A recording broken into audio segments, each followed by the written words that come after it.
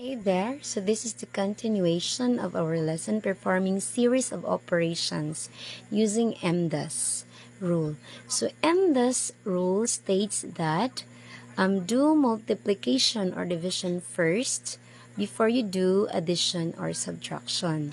So whichever comes first, multiplication or division, kung ano yung nauna sa equation, yun yung unahin mong isolve.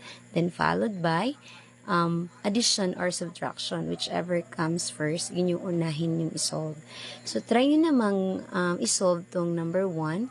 60 plus 48 divided by 2 times 4 equals, and 30 for number 2 divided by 2 times 4 minus 8 plus 9.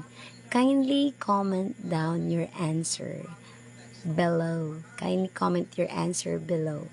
And I'm going to reply which answer is right. Thank you.